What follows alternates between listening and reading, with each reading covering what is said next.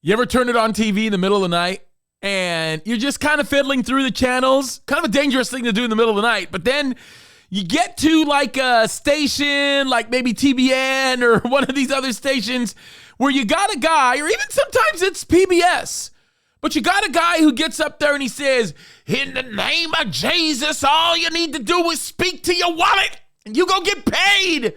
You got to ask God and he'll take care of you. Isn't that crazy?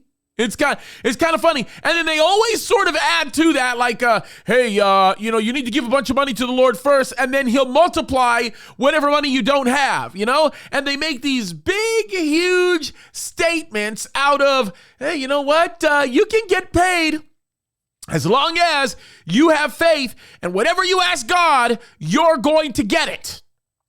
So, let's dispel that, shall we? Is it really true? Can you really just ask God for anything and then he just gives it to you like a broken piggy bank that gets broken out of desperation? Or is God somebody that just is waiting kind of on the heels or on the edge of you just saying, Lord, I demand this in the name of Jesus?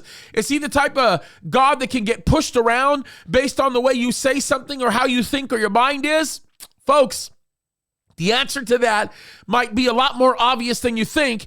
And the reality of it is that kind of stuff that you oftentimes hear coming out of preachers is about as fake as the lives that those guys are actually living. But I do want to say something, because the Lord does tell us in the Bible to ask him for things. And the reality of it is we have to get to the point where we learn how to align our heart with his.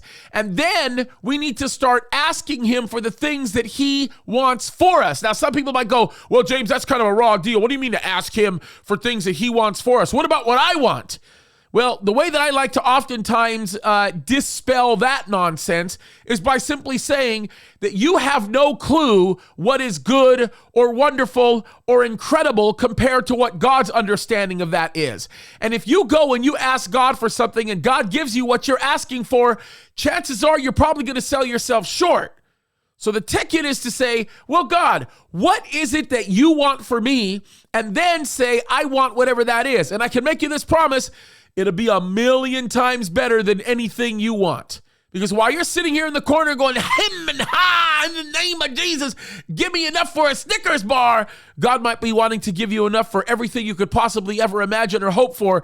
Folks, the bottom line is this: God knows what's best for us. And when we go to him and we ask him about that, I can promise you this: he will give us whatever he wants for us if we will allow ourselves to receive what he wants for us.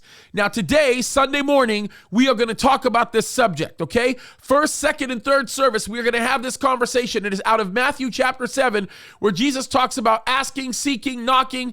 Folks, it's going to be a good one. You don't want to miss out on it. I'm going to attach the link to this at the end of this video. I hope you guys will be blessed.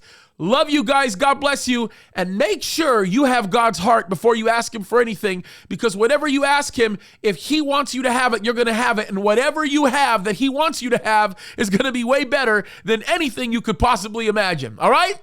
Love you guys. God bless you.